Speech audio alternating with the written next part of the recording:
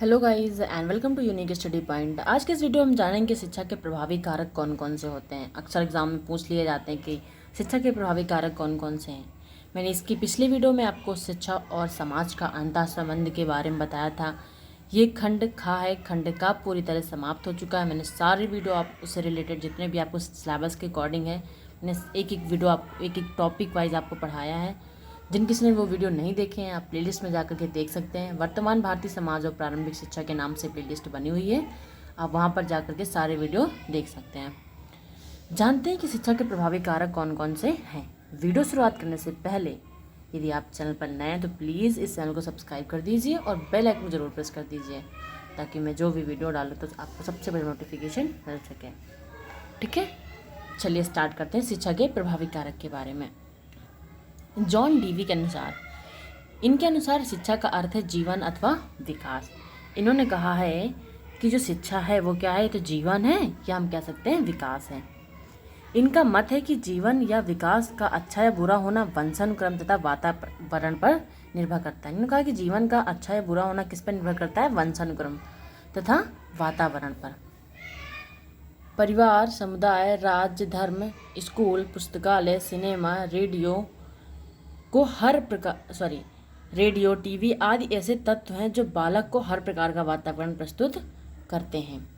इन्होंने कहा है कि जो परिवार है, समुदाय है, राज्य है, धर्म है, स्कूल, कॉलेज, टीवी, रेडियो, ये सब क्या करते हैं, बालक को हर प्रकार से क्या करते हैं, वातावरण प्रस्तुत करते हैं कि जैसा मतलब हर टाइप का वातावरण प्रस्तुत करते हैं। अब जो शिक्षा का प्रभावी कारक है उसका पहला पॉइंट है शिक्षा के प्रभावी कारक के रूप में परिवार, यानी कि जो परिवार का शिक्षा पर क्या प्रभाव पड़ता है उसके बारे में हम जानेंगे। तो घर परिवार मानव समाज की क्या प्राचीनतम एवं अब आधारभूत इकाई है।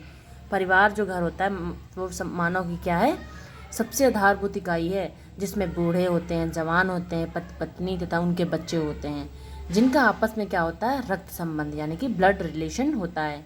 परिवार को बालक की प्रथम पाठशाला कहा गया। अक्सर पूछ दिया जाता है, आप इसको स्टार बना कर लिखिएगा, इसको मैंने ब्लैक पेन से तभी हाईलाइट कर दिया है।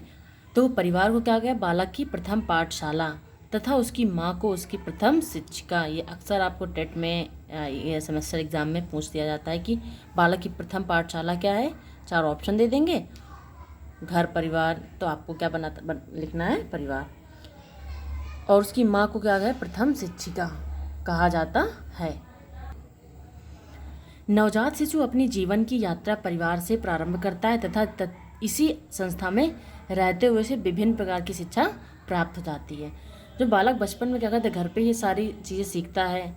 जो जैसा परिवार होगा वैसा बालक की सोच अच्छी होगी।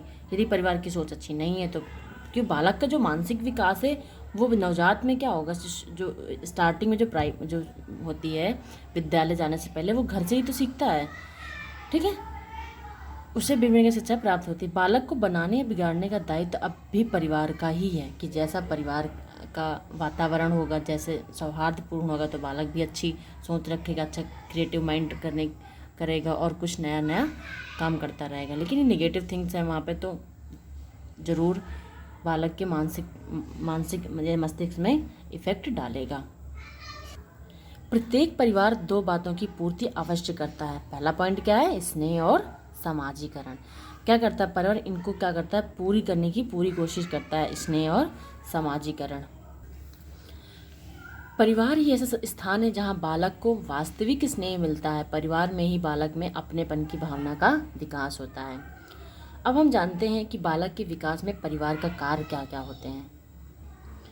कि बालक के विकास में परिवार के कार्य बहुत इंपॉर्टेंट है कि परिवार जैसे कार्य करेगा बालक वैसे ही देखेगा।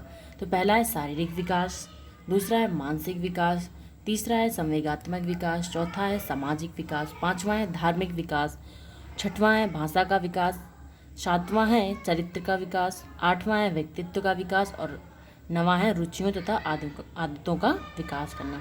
ये परिवार का काम होता है कि बालक के शारीरिक विकास का कार्य कौन करता है, परिवार ही करता है। बालक के मानसिक विकास का परिवार करता है। सामाजिक जितने भी ये सारे विकास मैंने आपको बताए इनका जो ध्यान रखता है, कार्य कौन करता है, परिवार ही करता है। अब दूसरा पॉइंट है कि शिक्षा के प्रभावी कारक के रूप में समाज। मैंने पहले पॉइंट किसके बारे में बताया, शिक्षा का प्रभावी कारक के रूप में कौन था, परिवार। दूसरा है समाज। शिक्षा तथा समाज का अटूट संबंध है, जैसा मैंने आपको पिछले वीडियो में बताया था शिक्षा और समाज का अंतर संबंध के बारे में। आपने वो वीडियो नहीं देखा तो आप जाकर के देख सकते हैं, उसके बाद ही आप ये वीडियो देखिएगा, क्योंकि मैं आपके सिलेबस के अकॉर्डिंग आपको एक टॉपिक कवर कर रही हूँ। प्रत्येक समाज अपनी प्रगति के अनुरूप ही शिक्षा का नियोजन करता है, यानी कि नियोजन मतलब प्लानिंग करना। समाज की विशेषता, आवश्यकता, मान्यता मूल शिक्षा में व्यवस्थित करके ही उद्देश्य का निर्धारण किया जाता है।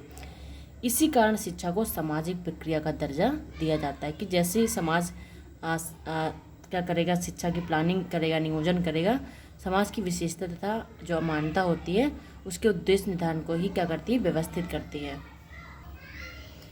वर्तमान में समाज निम्नलिखित प्रकार से अपने आदर्शों, मूल्यों को प्राप्त करने हेतु शैक्षिक विकास में भूमिका क्या करता है, अदा कर सकता है। कौन कौन सी?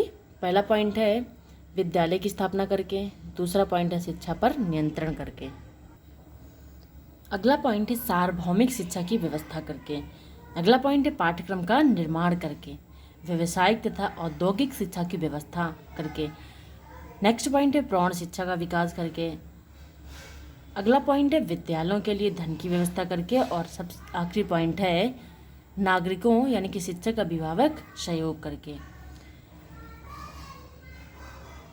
ठीक है, तो ये था आपका शिक्षा का समाज पर क्या प्रभाव पड़ता है और समाज पर शिक्षा पर क्या प्रभाव पड़ता है। मैंने दोनों के बारे में आपको बता दिया है। आई होप आपको वीडियो अच्छी लगी हो। आप चाहें तो आप इसका स्क्रीनशॉट भी ले सकते हैं। Thank you so much for watching this video. Thank you so much.